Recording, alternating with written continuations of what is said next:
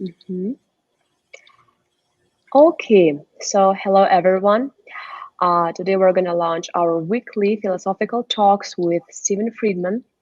So first of all, we would like to thank Stephen for joining us today, and thank you very much for such an amazing topic. And we're very glad to see everyone.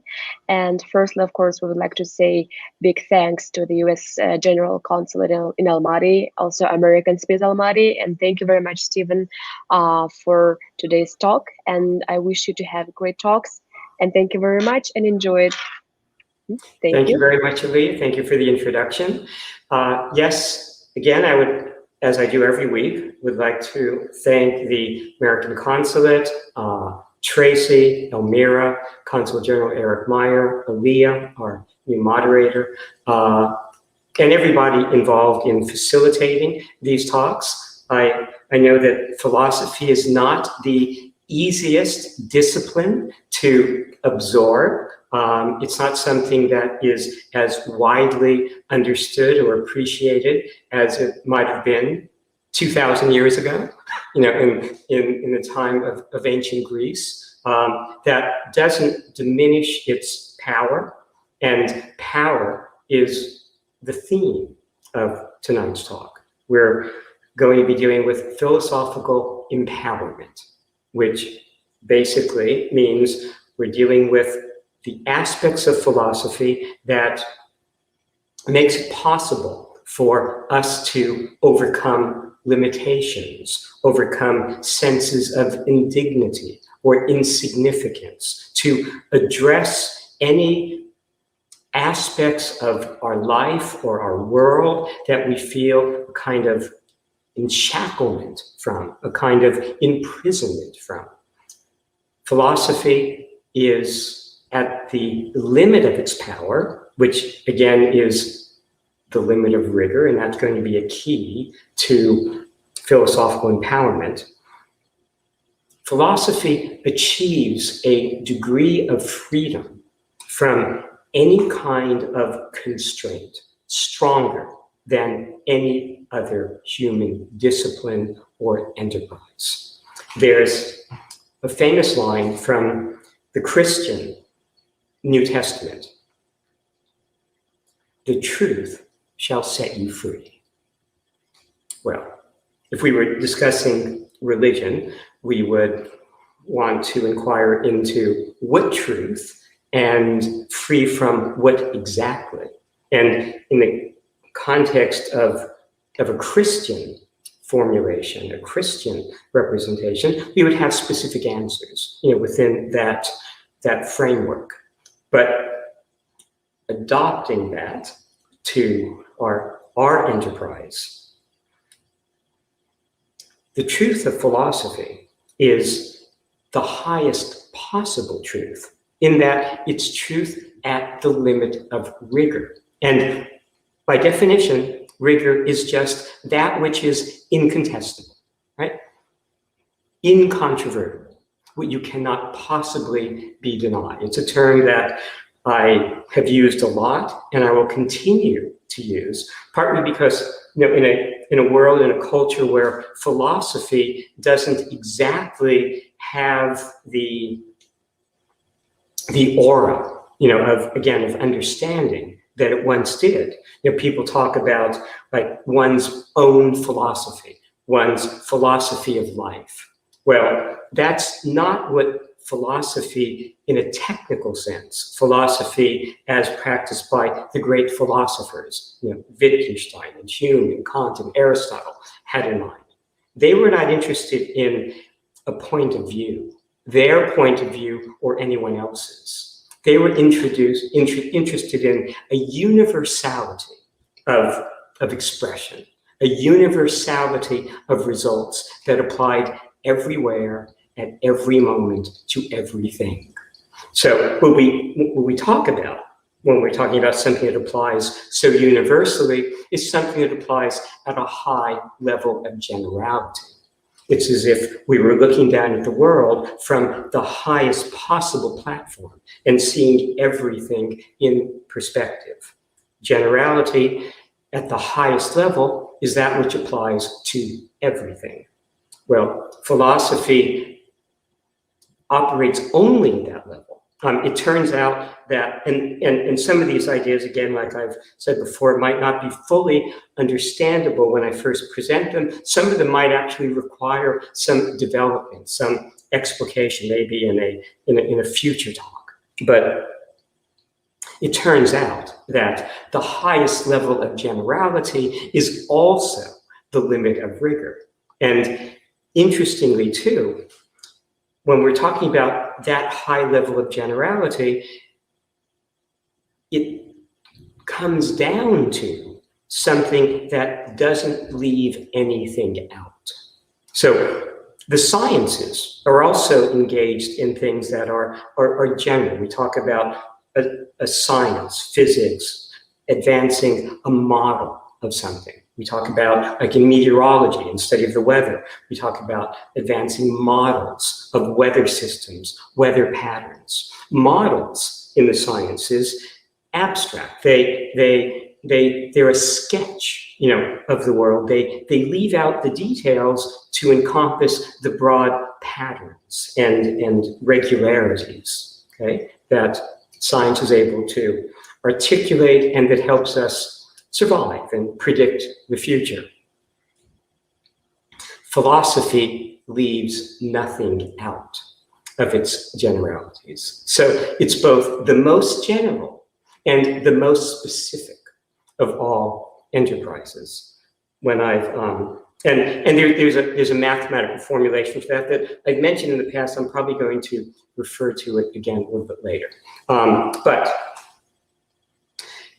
So philosophy at the limit of rigor has the power to free us from, and I made prior to the start of this, a list of some of the things from which it does free us. Now, it turns out when I first started to formulate that list, my mind immediately went to a famous formulation by Franklin Roosevelt, the President of the United States, in the case of this particular formulation, 1941. It's called the Four Freedoms. He felt that four freedoms were fundamental to human aspiration and the American system, but humanity generally. Those freedoms were freedom of speech, of expression, freedom to worship, freedom from fear, freedom from want. Okay? And probably the most emphasized of those freedoms, freedom from fear, freedom from want, especially freedom from fear. Well, among the freedoms that philosophy is able to ensure us, that provide a fundamental source of empowerment, the fundamental ability for us to control our own lives, our own circumstances, and overcome a sense of being confined or constrained or limited in some way. Those freedoms, and I'll actually read the list. Freedom from pain, freedom from suffering, freedom from need, from fear, freedom from the past, freedom from expectation, from judgment, from limitation, from despair, from indignity.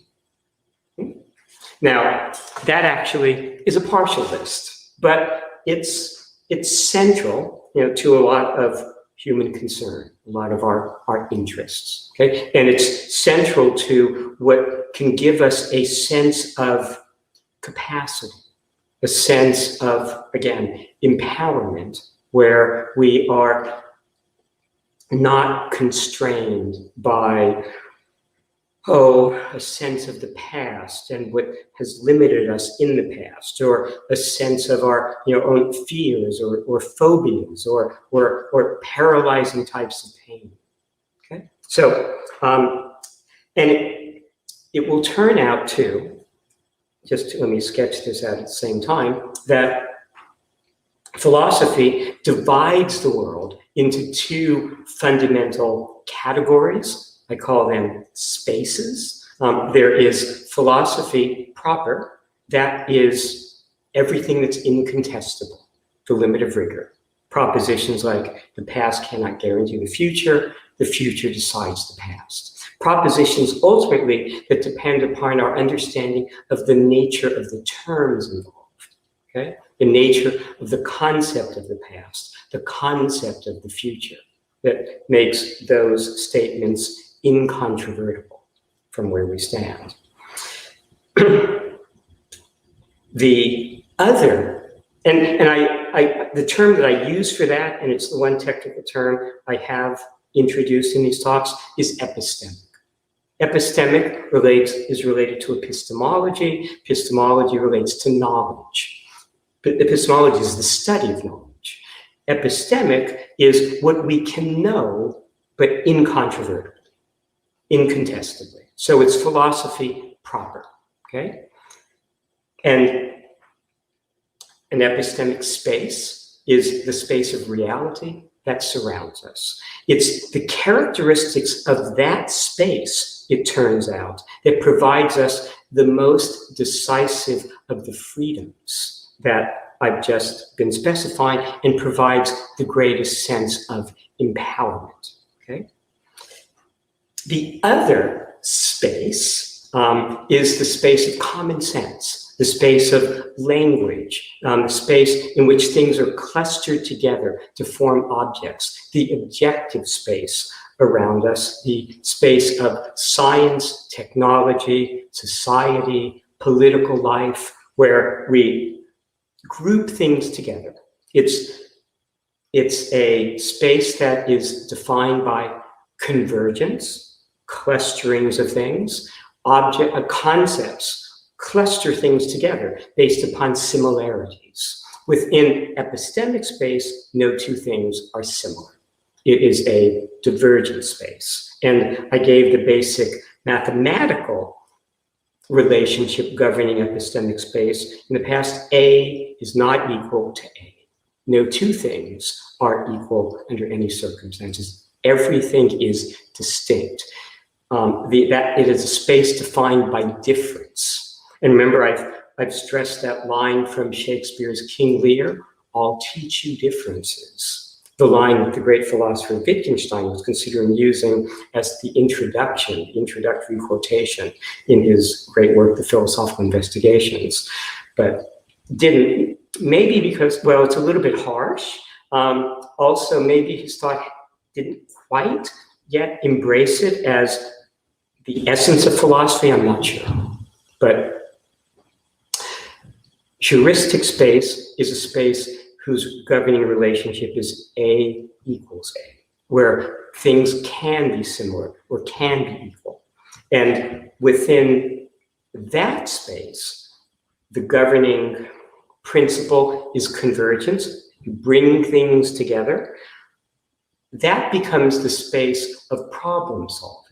That's the space of science and technology. That's the space in which a goal that you might formulate, like a goal to achieve a certain personal accomplishment.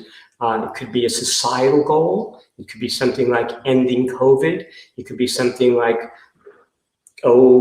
helping to forestall climate change, reverse climate change. A goal like that is going to be achieved within heuristic space through some order of convergence, some bringing together of enough elements to achieve the result. So that's empowering also in terms of achieving specific results. And that gives guidelines to that end. So philosophy, in its two basic dimensions, rigorous representations, is going to provide the freedoms that empowerment seeks. And heuristic space, convergence, is going to provide the goal attainment that we also seek, as a mode of empowerment. Okay? So let me deal now. I listed 10 freedoms that philosophy is capable of achieving for us. Not sure we're going to be able to go through all 10 of them, but let me go through a few of them and give you a sense of how philosophy operates in terms of, again, freeing us from all manner of constraint. Let me deal with pain, the issue of physical pain. It's something that actually I haven't addressed previously, I don't think in any of the talks. My background is partly medical, and I see pain, embrace pain as an indicator, right, of some sort of problem, right? That when you have some type of pain, that is that's a message, that something should be investigated, something's wrong. Okay, so pain is not something that, in principle, for the sake of survival, we do well to ignore or try to turn off. Okay, but there are times when we do want to turn it off, right? When the cause of the pain has been identified and we can't remedy it, right? Then we might be seeking for patient, for ourselves, symptomatic relief. A surcease, an end to the pain once we know what the problem otherwise is. And if we can't end the pain by addressing the problem itself, if we have cancer and the cancer can't all be, removed, well, we might want to address the pain that it's causing. Okay? So there are times when we are interested in turning off pain. And philosophically, I was interested in investigating that. And the investigation actually goes back to a time in college, before I was developing any of my own philosophical results. I was, I think, a sophomore in college. I had been studying Wittgenstein. I was at the end of my personal philosophical education, in the sense that I had read a lot of philosophy, a lot of Western philosophy, and Indian philosophy, Eastern philosophy, before I even went to college. The main person that I was interested in studying in college was Wittgenstein, so I was studying him at the time. And I was reading Andre Malraux, that book, Anti-Memoirs, that I talked about a number of times, that deals with that issue of the questions death raises about the meaning of the world. So I was, but I wasn't developing solutions, philosophical solutions. I was still just becoming grounded in the subject itself. Well, one day, this is in Boston now, and in Boston, years back especially, maybe still true today, a lot of the sidewalks were made of brick or cobblestone. So they were very uneven. Well, it turned out that one day I had pretty badly sprained my ankle. Okay, not so badly that it needed really medical attention, but badly enough so that it was not possible to walk normally, and it certainly wasn't possible to walk without limping, and it wasn't possible to walk without pain. Okay, and that was especially true walking the sidewalks, the cobblestone, uneven sidewalks of Boston, actually of Cambridge, Massachusetts. Okay. Well, one day I was walking back to my dorm. At my college, they were called houses. I was walking back, and I was limping, and I thought to myself, well, I'm limping because I know I've injured my ankle. And the limping is largely to protect it.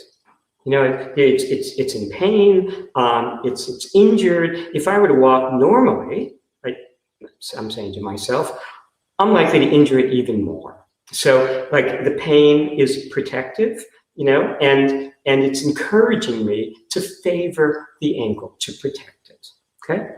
But I thought to myself, well, what if I could remove the notion, the thought that by walking normally, I was going to do further damage to the ankle. What if I could just somehow sort of separate that, remove it from my mind, as it were, so that just to investigate what would I feel? What would the experience of doing that be like? Well, it took a little while, I don't know, maybe 10 minutes or so, to actually do that, to actually basically remove that thought, convince myself, as it were, that walking normally is not going to do further damage to the ankle. And again, as an experiment. And what happened, as soon as I sort of separated that thought of further injury, from not favoring it, is two things. The pain stopped, and I stopped limping. I just walked normally, no pain. Now, this is not supernatural or superhuman, okay? The simple fact of the matter is that thoughts, the brain is an electrochemical sort of phenomenon, organ. Thoughts are electrochemical phenomena. Drugs that we take are chemicals. They produce electrochemical changes in the brain. If it's possible for a drug to basically annul our pain, take the pain away, well, in principle, thought, the right set of thoughts maybe, could do the same. I mean, we have a mechanism to explain that in terms of brain chemistry. Well, so it turned out that removing the thought of further damage happening to my foot was enough to end the pain.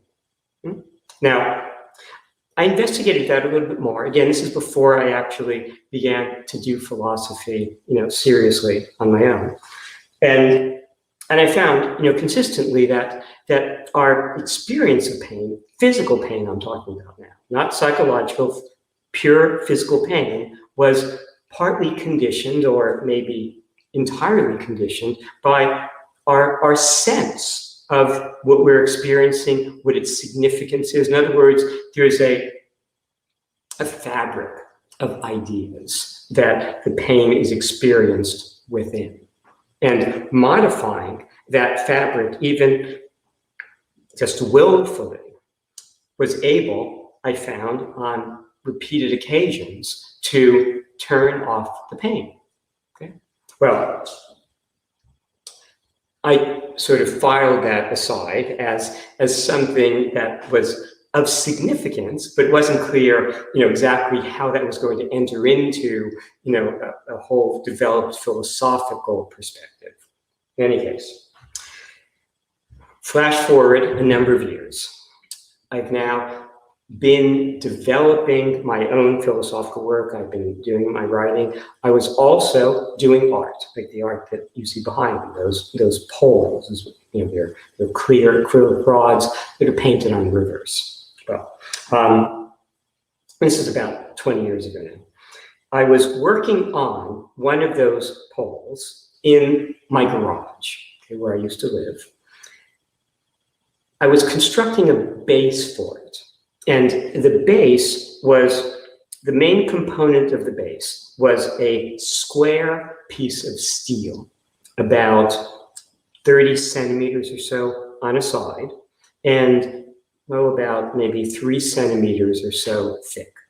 So a heavy piece of steel, slab, square, that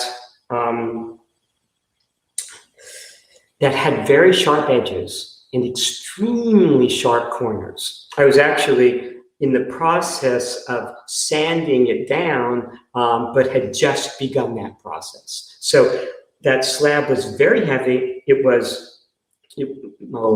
probably weighed about 30 kilograms, maybe, something like that, heavy. I was working in my garage on that when, I don't know, I walked away from it, and I got a thought. I needed to retrieve something on the far side of the garage. And I wanted it like then, so I ran across the garage. And now I wasn't wearing shoes. I tended to work in my garage on the ark without shoes. So I was barefoot. I ran, and I didn't notice exactly where that steel slab was, that steel square. And the ball of my foot went into the sharp corner of the slab. That's one of the painful things one can experience, okay?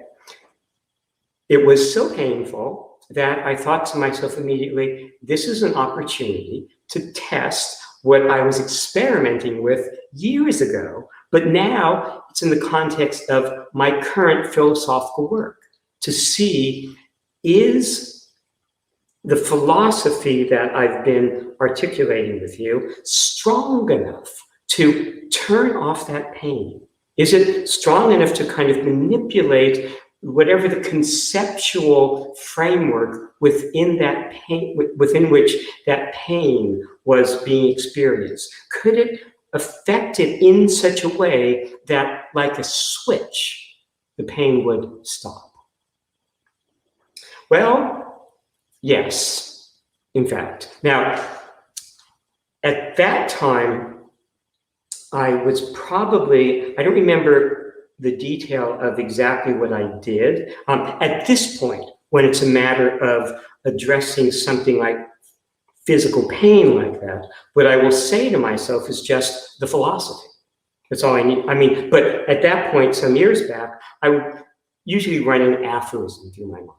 And the main aphorism that I often went to when I was dealing with some kind of emotional or physical pain was selflessness, how one acts not out of need. Okay? The idea being that,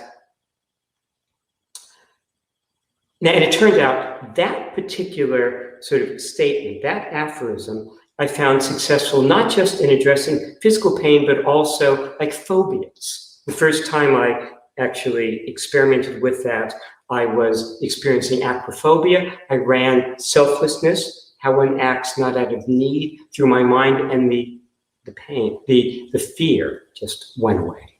Okay?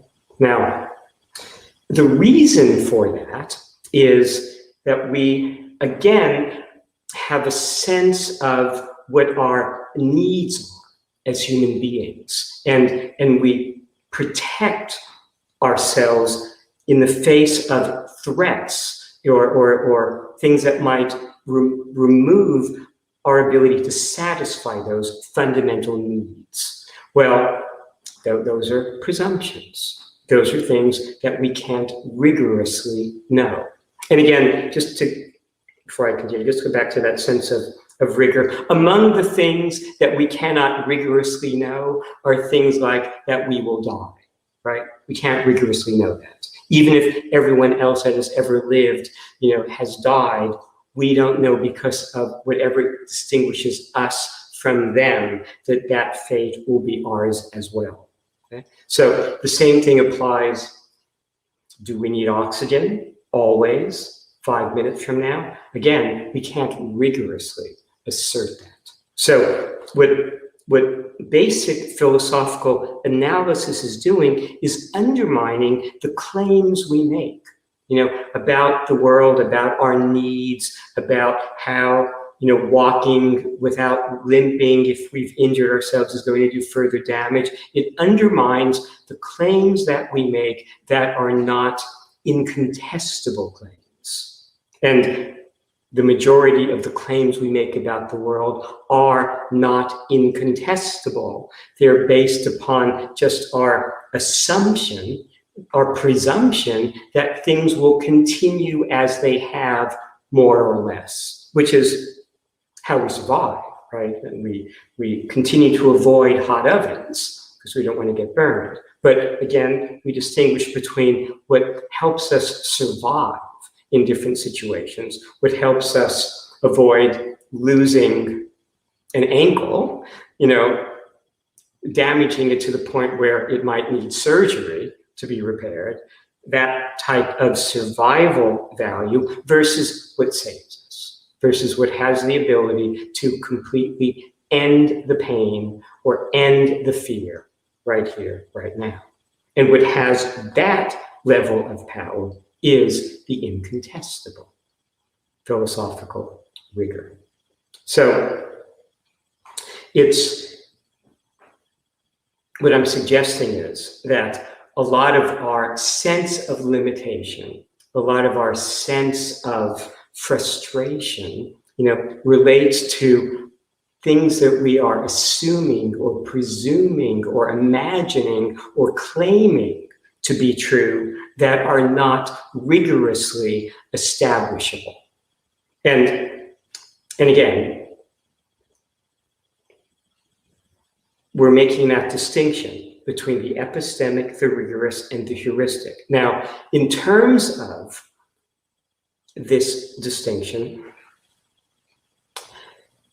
my interest was always in living within this world, this normal range of experience, which means living within the world of objects that we see around us, for example.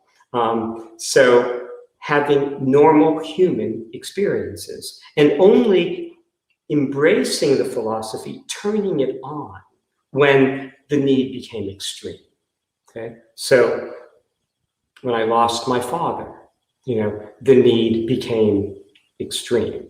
Or when I was in the Northridge earthquake in California, in Los Angeles in 1994, and my apartment was crumbling around me, a wall fell on me. It looked as if the ceiling was going to collapse. And in fact, I was told later that if one of the supporting elements, one of the supporting beams of the building had shifted another quarter of an inch, it would have collapsed, and I would most likely have died. So in moments like that, I would turn on the philosophy, partly, actually, mainly to see if it worked, okay, under those circumstances. My interest was always in making sure that these philosophical results were not fraudulent in some way, that they stood whatever test, I would subject it to.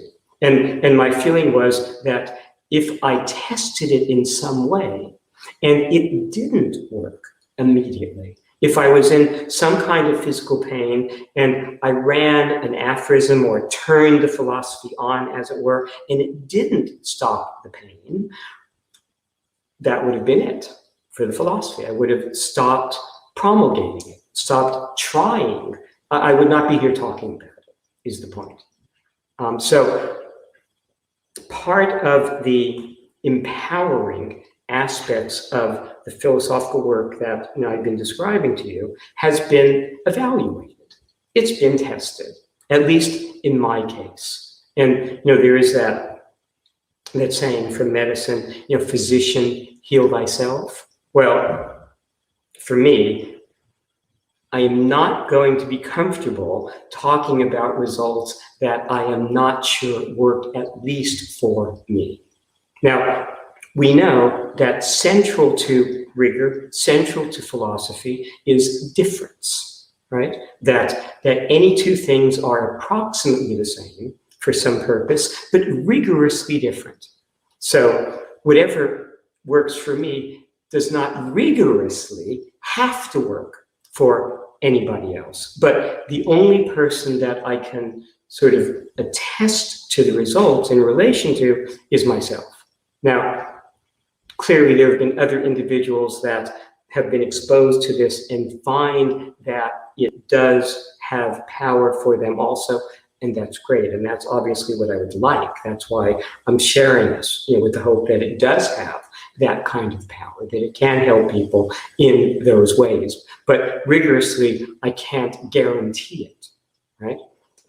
And nor can I guarantee, even for myself, that the next time I experience something traumatic, that it will work. It's an ongoing experiment. the nature of our circumstances, since they're always changing in some way. So they're never identical in two sets of circumstances, no matter how hard we might try, well, means that everything ultimately has to be tested. It becomes experimental. Like there was a Mars rover that landed on Mars today, right? It was a NASA project. Despite all the science, all the technology, until it lands on Mars, you can't be absolutely certain. There are a lot of things that can go wrong. Whatever in science you sort of formulate as a theory, as a possibility, it has to be tested. You can't know, based just upon what the theory might suggest, whether it'll be validated. That is different than philosophy in principle, in that a philosophical result is rigorous or not in the nature of that result. What I'm saying cannot be known in advance is if that philosophical result, which is rigorous, is also in any given instance capable of undercutting a particular human emotion. We can't know it in advance, but in every instance where I subjected it to the test, it has worked. If it hadn't, again, I wouldn't be here talking to you. Okay. Another freedom, another empowering aspect of philosophy that I've stressed quite a bit is the notion of freeing us from the past. There's a 20th century philosopher, Jean-Paul Sartre, a French philosopher, existentialist philosopher, who during World War II, during World War II, Germany occupied a large portion of France, occupied France, basically. And it was called the occupation. Well, after the war, Sartre commented, we, the French people, were most free during the occupation because we were free of the past. Yes, the past is one of the main things that entraps us with a sense of limitation, our limitation, any limitations of any group that we might belong to. If we are a member of a group, an ethnic group, any kind of racial group that has suffered various kinds of abuses, of hostile or demeaning treatment, over years, over centuries. African Americans, for example, that legacy can affect our thinking about what we might be capable of or not capable of. When the same thing is true, like we know that women historically had much more limited social opportunities than they have now. We look and we see that there have not been, as many, female philosophers, as male philosophers, female mathematicians historically, as male mathematicians. And that can lead one to think, well, maybe there is inherently, some aspect, of the gender or the race, we'll call it that, even though it has problematic anthropological status, right? That makes them incapable of certain kinds of achievement. Well, we know, I've stated philosophically many times, the past cannot guarantee the future, nor can it limit it in principle. Now, within the sciences, it does, in the sense that our laws of science are based upon observation, study of the past. And we generalize the past into the future, and we follow, we use that generalization until it fails us, until there's an exception. Okay? But philosophy does not theorize. There are no theories in philosophy, only certainties. And from a philosophical standpoint, the fact that something has happened countless times, millions, billions of times in the past, is not a guarantee that it will happen again or in the same way in the moment to come. Even if the circumstances that always generated in the past are pertaining again, because of any difference between a past set of circumstances and a present set of circumstances. Any such difference can be responsible is responsible rigorously for not being able to claim that the past guarantees a future outcome. Okay? So, it doesn't matter. And the deeper aspect of that is what defines epistemic space, the elements of epistemic space, what defines the components of rigor fundamentally, which is difference.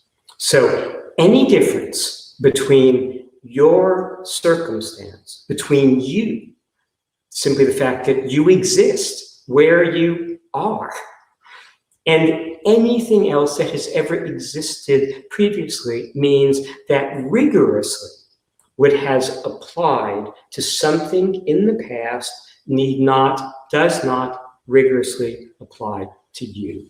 So the fact that a given category, a given cultural group, a given gender has not produced a given result does not mean that you tomorrow will not achieve that result. Okay? The past, in principle, rigorously cannot limit us. It cannot enforce, the future to take a definitive course. And actually, that philosophical principle is also really at the core of scientific understanding and religious understanding, even though it's not what we have in the forefront of our mind when we're dealing within scientific and religious contexts, in the sense that science is a generalization of past experience. But again, just because something has been true in the past, science can't guarantee that that law of science will continue to apply. I've given the example also of things like, well, I'm standing in front of a chair here. This chair is on the floor, okay? But that chair, if all of its constituent atoms and molecules, all the elements making it up, were suddenly to align in upward motion, it would rocket into space. The only reason it's not doing so is not that science says it's impossible. It's just unlikely that so many molecules and atoms would be lined up. The probability of that happening is, well, vanishingly small, but it's not zero, which means theoretically it's not impossible. And I've said similar things about the concept of God, of divinity, right? The notion that if you believe in a God, you believe in something that has great power, maybe omnipotence, right? Complete power, certainly has the power to decide that the future is not going to continue, as the past had been. Certainly has that power, right? I mean, I've made the comment to people that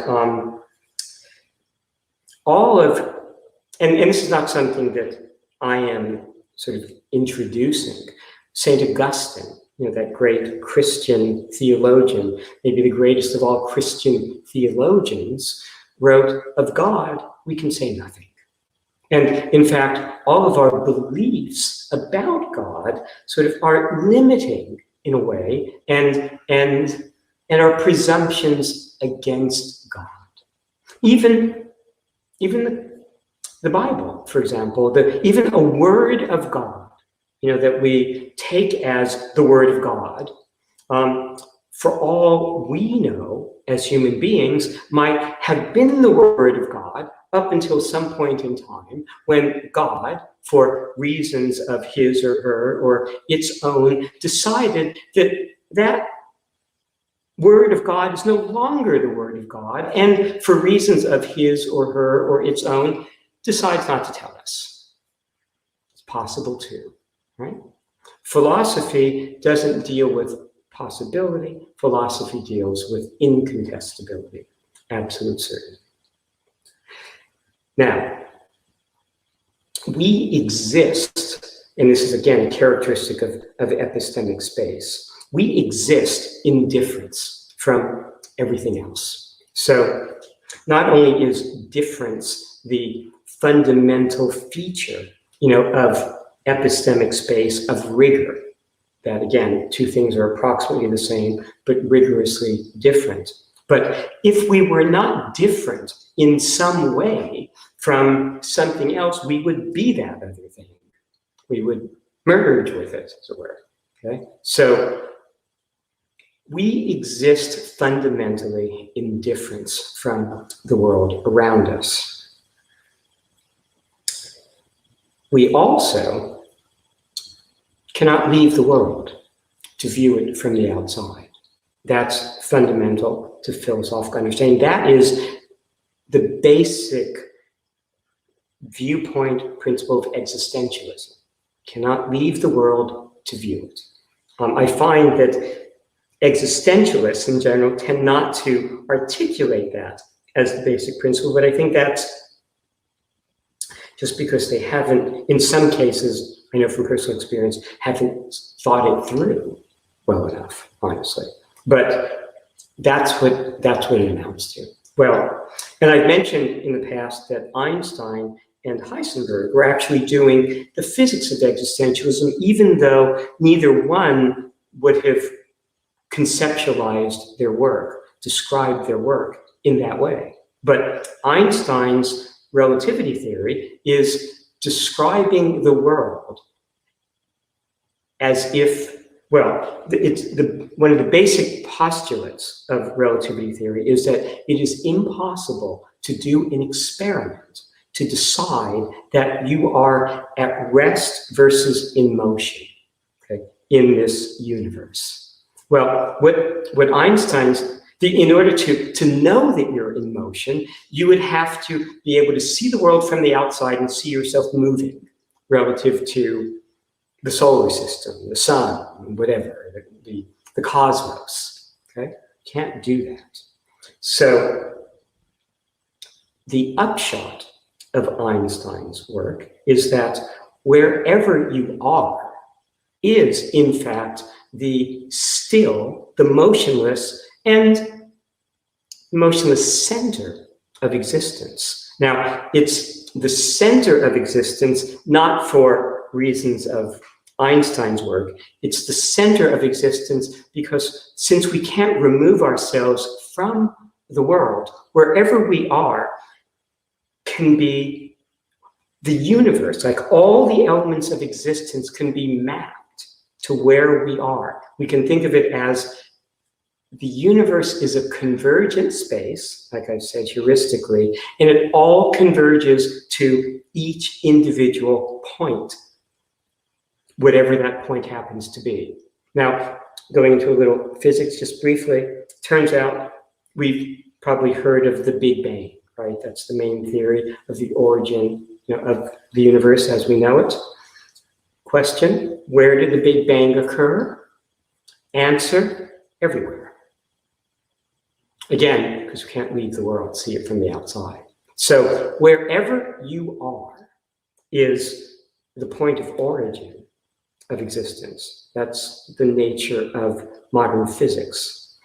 It is also the center of existence, and it is still motionless. The reason why the Einsteinian answer to the question, if we are on a rotating and revolving Earth, we're rotating, well, in 24 hours, we do one rotation.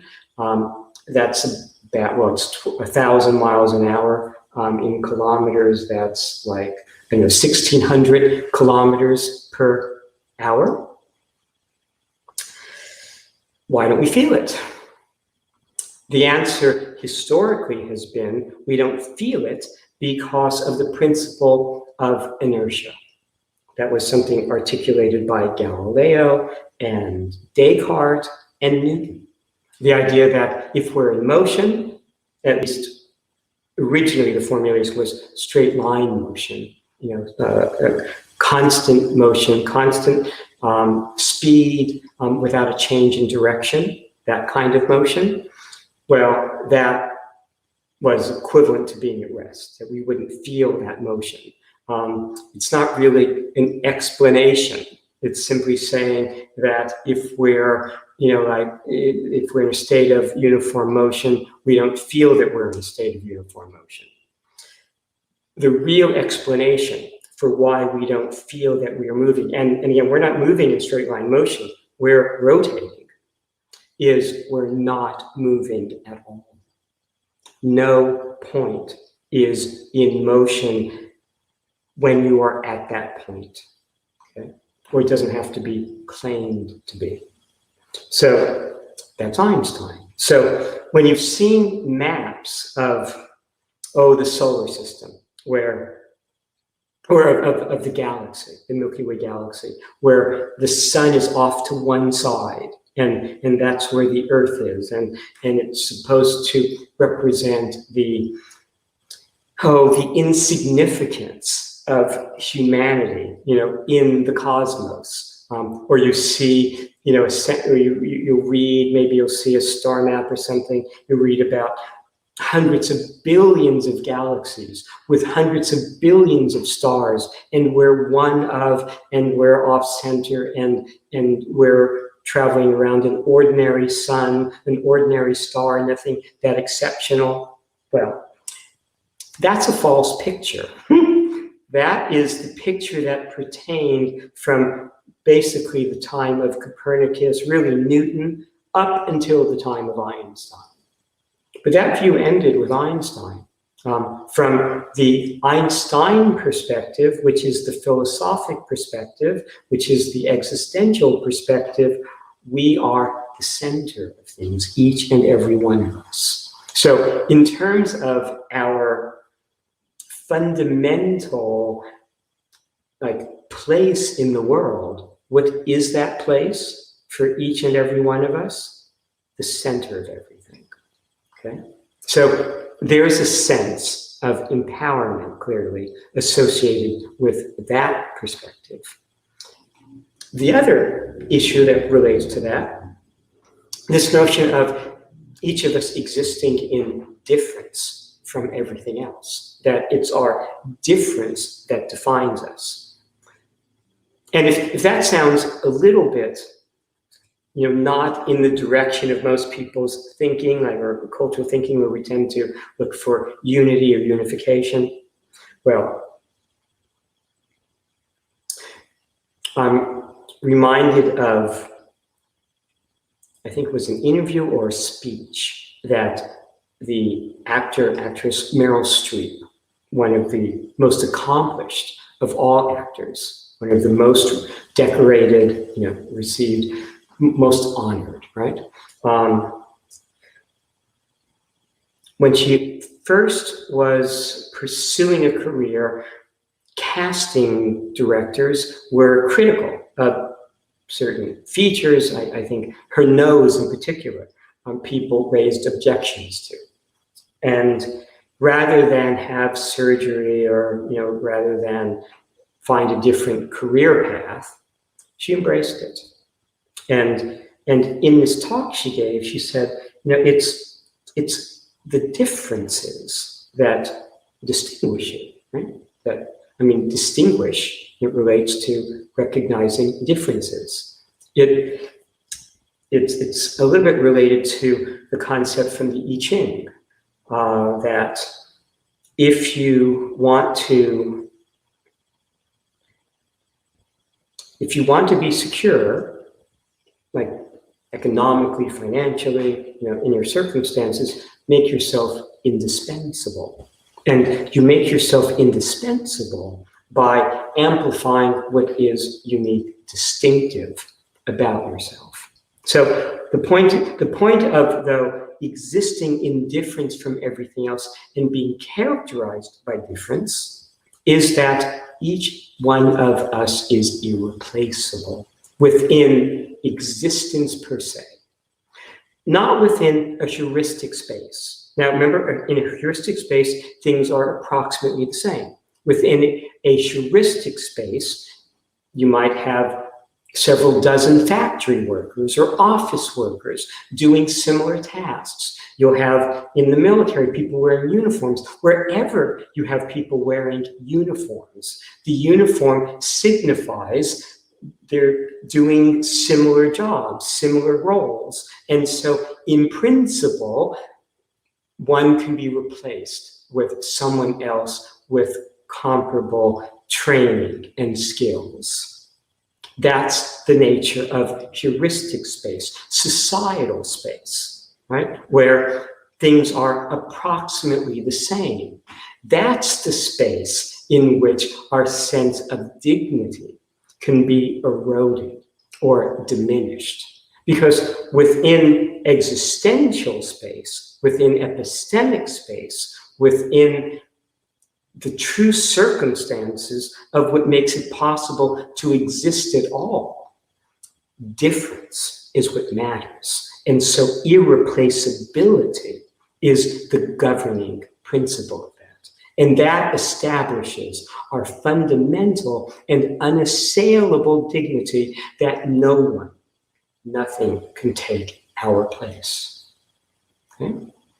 So there again, that's an example of how the rigor of philosophy is able to undermine things that diminish us and deprive us of the kind of power that our existential circumstance confers. And again, what is that existential circumstance? That in the history of the world, no one has lived exactly the same as ourselves, and certainly no one has occupied our circumstances. What I'm seeing here, what each of you is seeing right now, has only been seen in detail by each of you here, now, me, by myself, in the history of existence.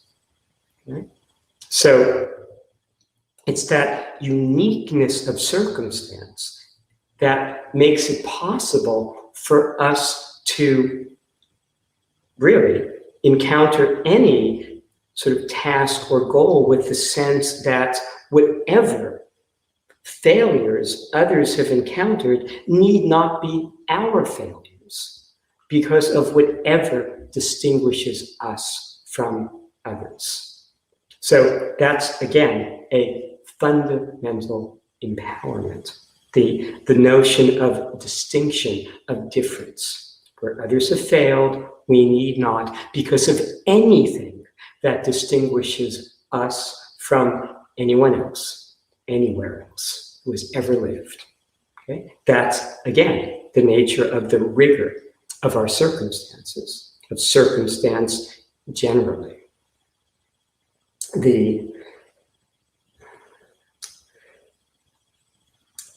That relates to something that I have talked about before, but it's useful, I think, to bring up again. That definition of insanity as doing the same thing over and over again and expecting a different result.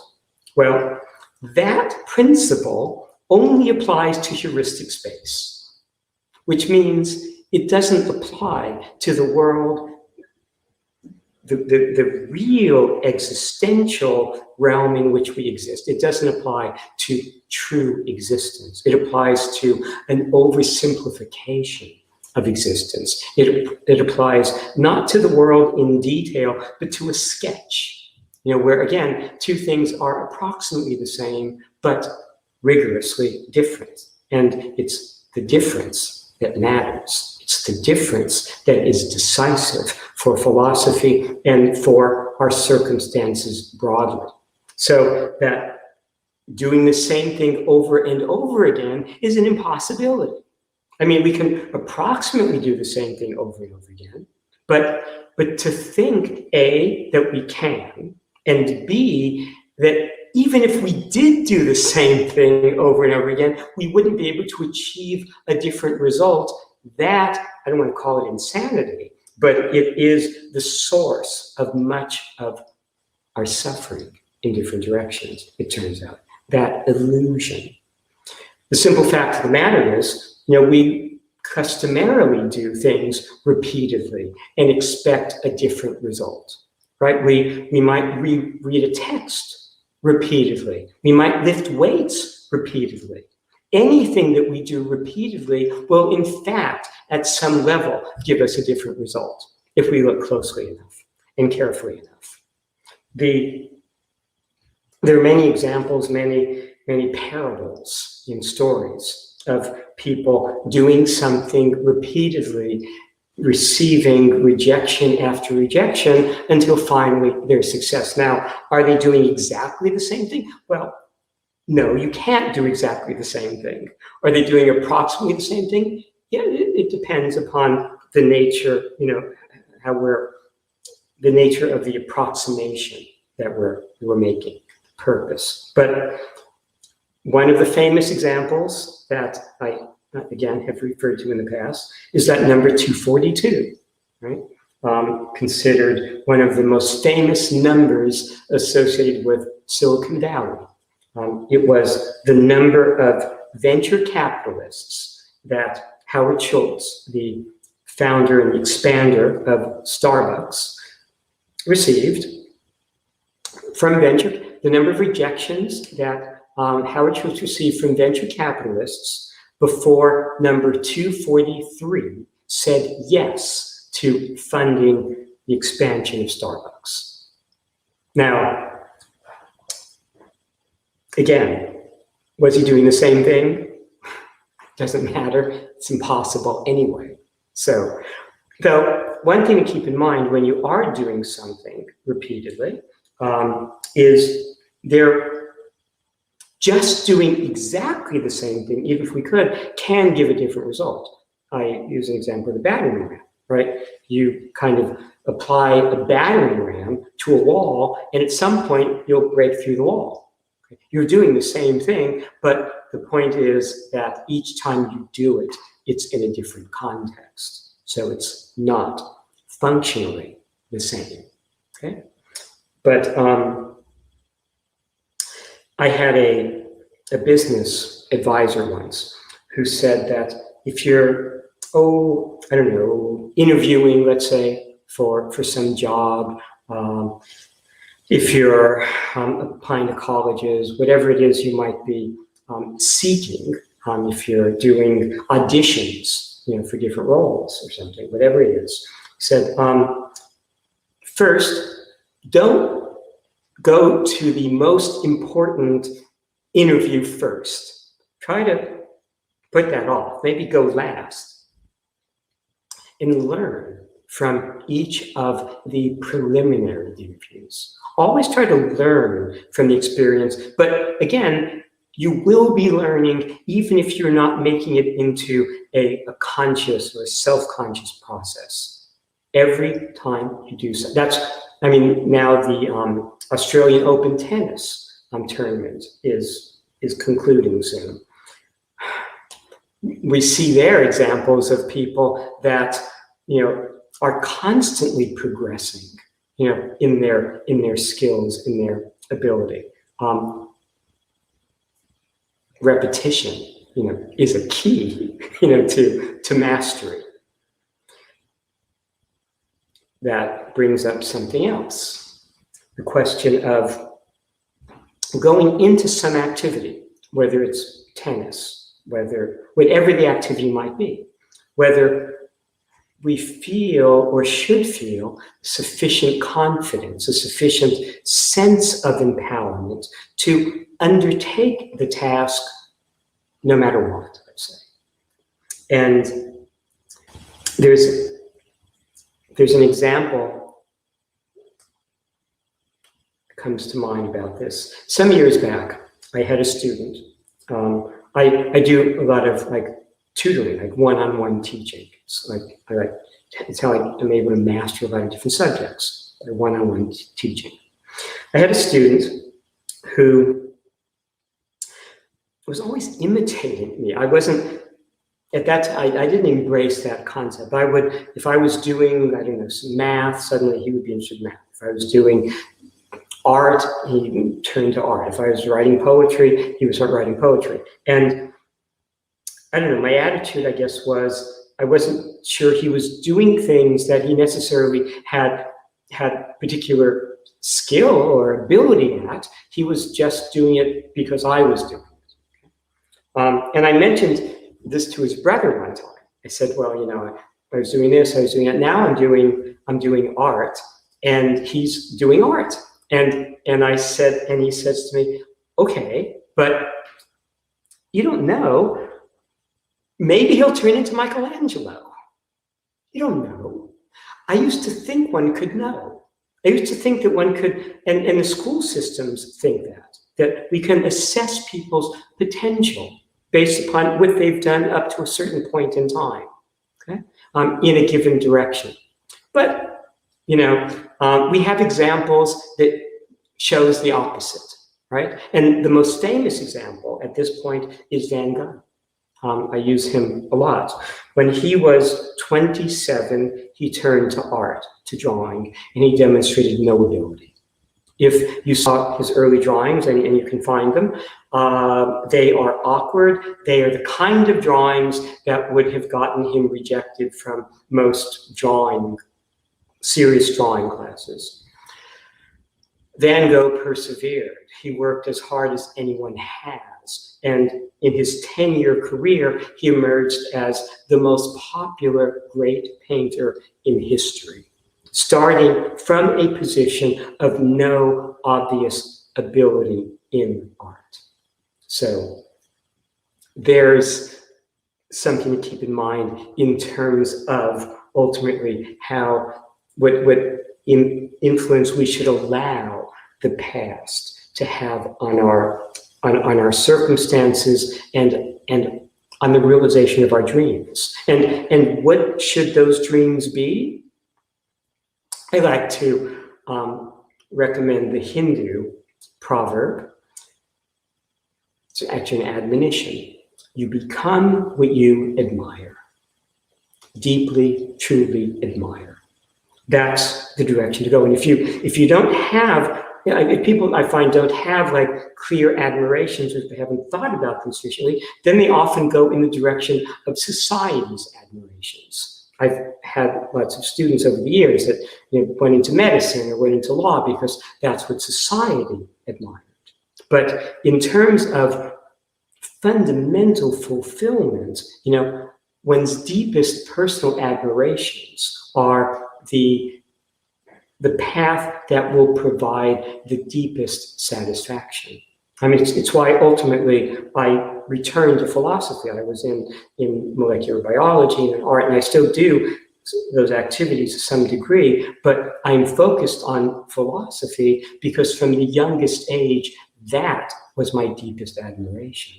And it was always for me a question of, if I were a physician, maybe even if I were the most admired physician in the world, and I was in a room with Wittgenstein, the philosopher Wittgenstein, I would feel diminished. But doing philosophy, my deepest admiration, it doesn't matter who I am in the room with, I cannot be diminished. So that's the value of pursuing your admiration. When you achieve at whatever level, you are almost invulnerable in that achievement. Okay, there was one thing I think we're going to stop for some questions. This time for the questions. Time for questions. I'm going to read one thing. It'll take me like a minute, and then we'll stop. I wanted to just conclude with something that summarizes this, and it's actually something that I wrote. So I'm going to just read this. It's a short paragraph about what we've been discussing. And let me just find it here a second. Okay, it goes like this, and I'll conclude with this, and then we'll take the questions. Although, as human beings, we are similar in many ways, we exist at all by virtue of our differences from everything else in the world. No one has ever experienced or can ever experience, not in rigorous detail, what each of us has or will. It is our unassailable dignity. That we are unique in all the world means that what is applied to others need not apply to us. Where others have failed, we can succeed. We hear, doing the same thing over and over and expecting a different result is insanity. It's wrong. The battering ram proves it wrong. We can't do the same thing repeatedly, even if we try. Something is different each time, and any difference may be the decisive difference. Rigorously, we cannot ever justify despair, cannot ever justify giving up, no matter what. The past cannot limit the future, and the future has the power to overcome, even reverse, anything in the past. Is life real or dream? If one day we awaken to a totally different reality, this was dream. The future decides the reality. It is in our power to make it our own and to fashion a greater world than the world has ever known. So that's Thank you very much. Summary of some of these ideas. Okay, so I know we had 2 questions from last time. That's right.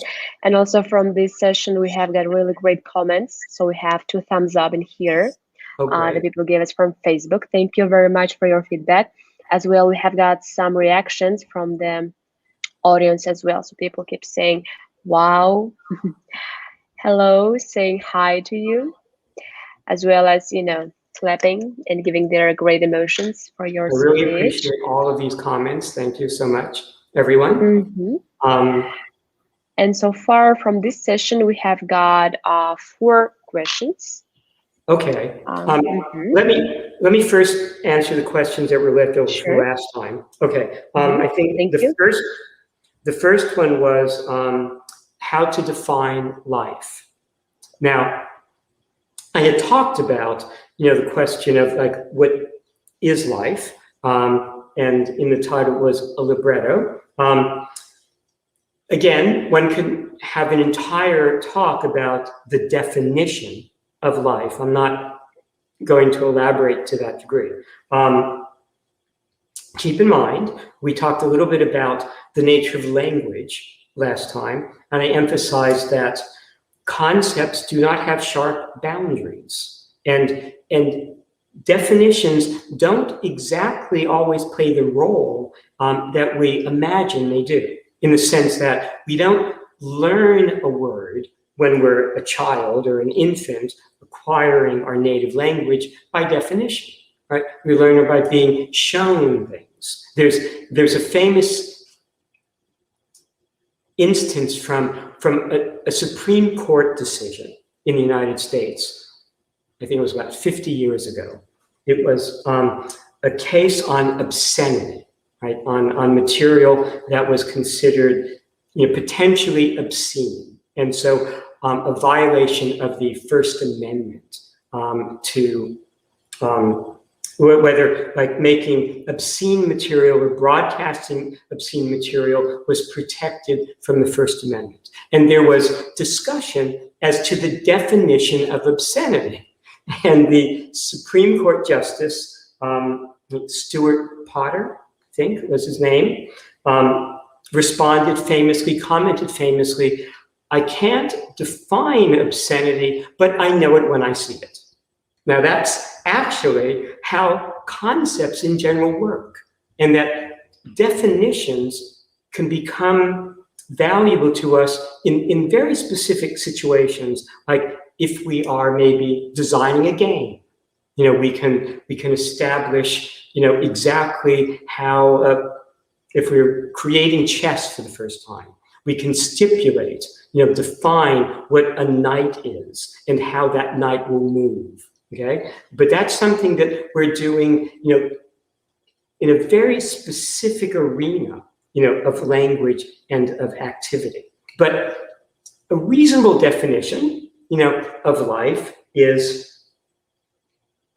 or of a living thing, is a complex system that is taking in energy from its environment in order to maintain a high degree of order. So life, living things, are complex, highly ordered. If you look at them in molecular terms, their molecular components are much more sophisticated, more complicated than in the non-living, realm, of matter, of substances, of objects. And they, in order to maintain that high level of order and organization, they need energy. Because in general, I mentioned, like, entropy is the tendency of things to progress in the direction of disorder, because it's more probable that things will proceed in the, quote, disordered direction. And the best example of that is if I throw up a deck of cards, the chances are that deck of cards will not land neatly stacked, but will land randomly, sort of spread over the floor, because there are more ways that a deck of cards can spread randomly than order. But the probability of spreading out in one particular pattern is just as unlikely, as being stacked in a certain way. So the point is, to maintain complexity requires energy. To maintain an ordered room, an ordered environment, requires our expenditure of energy. Okay, so taking in energy to maintain complexity, is the nature of a living system. Okay. Now, I think the second question was related in a way. It was about what is the role of a libretto.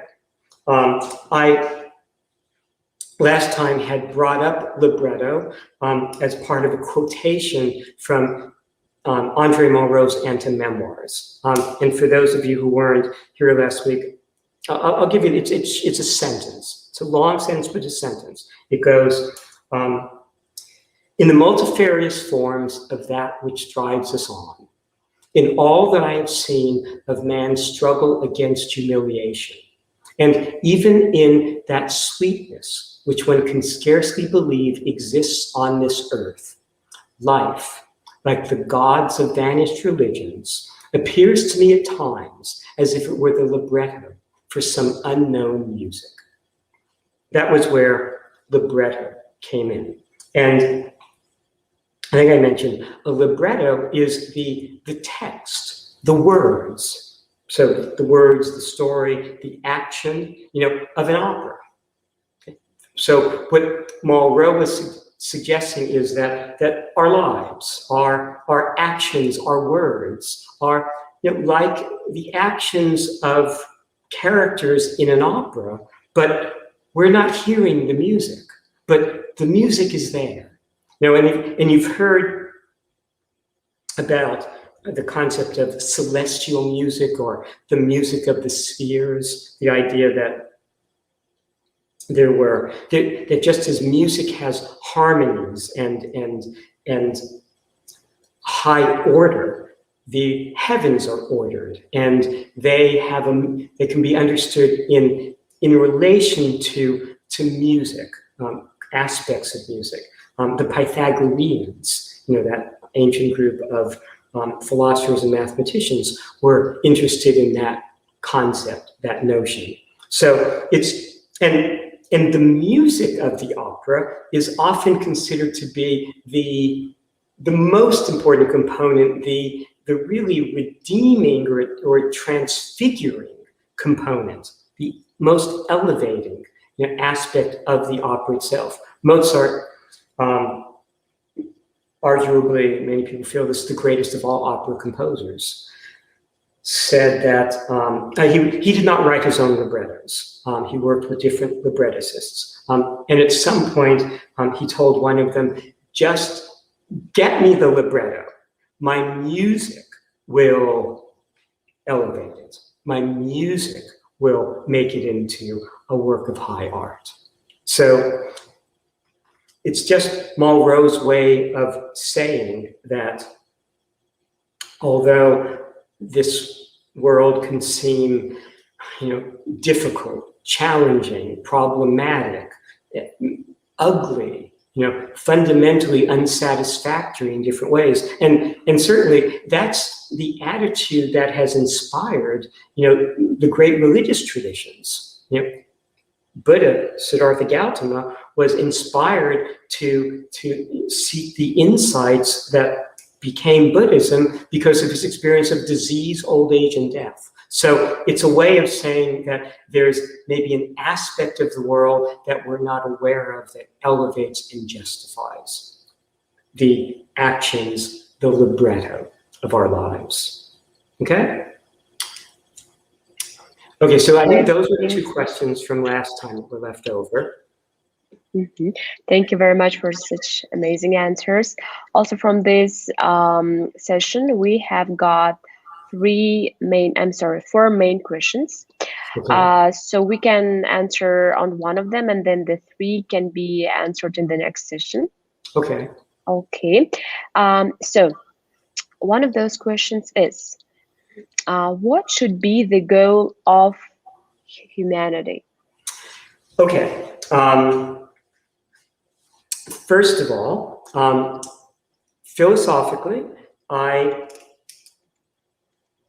am focused, and I think philosophy, again, from a standpoint of rigor, is focused upon the individual and his or her circumstances and their drives. So when we talk of goal, I am fundamentally interested in talking about an individual's goal or mission. Partly because, again, I emphasize the fact that philosophy is attentive to all the details, all the particularities of circumstance. So from a philosophical standpoint, we're not necessarily going to be necessarily justifiably able to abstract from each individual in each individual circumstances to something that would apply universally to all of us. Now, the reason that we come to that type of thinking is because a lot of our survival depends upon our cooperativity, our working together with others. The philosopher Pascal, several hundred years ago, famously remarked that human beings were reeds, like frail. We as animals, like in nature, we're vulnerable to lots of predators. But what distinguishes us in Pascal's mind was, our ability to think. Okay, we were thinking reeds. But the fact of the matter is, we can think because of language. We think in language, and language exists to achieve social coordination, to allow us to coordinate our activities with other human beings to achieve the strength of a group enterprise and a group result. And our language, our thinking in general, many of our values relates to aspects of our nature that tend to promote the group, the collective. the humanity, let's say, in general. But the philosopher Kierkegaard, considered the progenitor, the creator, of existentialism, even though, again, at that point, he wouldn't have articulated it, as I do now, the circumstance of not being able to see the world from without, but having that tendency, which is the cause of lots of philosophical problems. Kierkegaard said that on his tombstone, the only two words he wanted were the individual. Now, that is central to the circumstance of each of one of us. It's central to a lot of the philosophical tradition going back to like the Delphic Oracle, know thyself. The only type of incontestable knowledge is that which we can have directly ourselves. So I reject the notion of humanity or being able to prescribe a goal for humanity. I embrace the notion of each person having individual senses of mission based upon the particularity of themselves and of their circumstances. But that's I think that's a sacred sort of situation that each one of us finds ourselves in. Now, people ask me, how do I go about discovering, for myself that sense of goal or mission or purpose? And I tell people, well, first I would come to terms with the actual nature of our circumstances, which means come to terms with philosophical reality as I've been presenting it, so eliminating presumptions and assumptions that can't rigorously be established or justified. Then once you have that outlook, then act as you will. Only you, can determine what is the appropriate course of action. I've emphasized, just a little bit ago about becoming what you admire. I encourage people to seek those admirations. But keep in mind too that Buddhist admonition, die while alive and be completely dead, then do whatever you will. All is good. So from that standpoint, there's, again, a focus on like the individual circumstance. So the notion of humanity having a goal, collectively is something that I don't embrace philosophically. Now, in terms of goals from a philosophical standpoint are arbitrary. They're things that we might put forth to, to promote survival, let's say.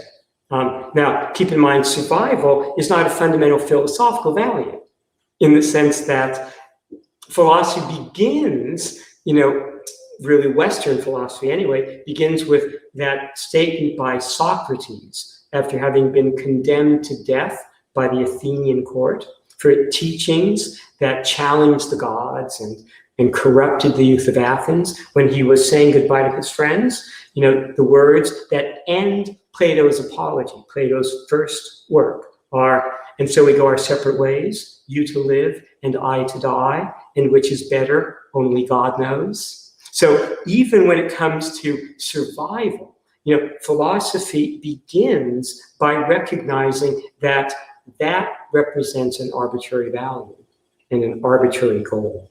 So again, but that's not to say that a given individual, like the person who asked the question, might not feel her mission or his mission is to promote a specific goal for humanity. That is something that is decidable only by the individual. And it's not something that can be evaluated or judged, by others because, again, of any difference in circumstance that makes it impossible for us fully to know, to inhabit the circumstances of another. Okay? Okay, great. Thank you very much. Also, people keep giving their comments. I thank you from the bottom of my heart for your work. Thank you very much. I really appreciate your comments. Thank you. Thank you very much, Mr. Friedman, and as well the clapping hands. So we have got 3 questions left. I think we can leave them for the next session, which would be very exciting. Actually, there was another question. There was a question a couple of weeks ago that I had forgotten. I'll answer it next week also. There was a question about the past and the future that I scribbled it down, but I couldn't read my own writing. So I'll answer the 3 remaining questions for tonight. And it was a couple of weeks ago, somebody asked me a question about past and future, and I'll talk about that next time. Okay. Well, thank you very much, Stephen, for such an amazing talk. And the topic was very broad and very interesting. So people were very active participating in our talks. And thank you all. Thank you, the audience, for your questions, for your comments. I'm sure you received so much interesting information from these talks. And thank you very much one more time, Stephen. Have a great week. And those questions and the previous question will be answered definitely in the next session. So let's stay tuned and see you next week. Thank you very much, Stephen. Thank you all. Thank you all. Thank you very much. Thank you for joining us. Thank you very much. Goodbye.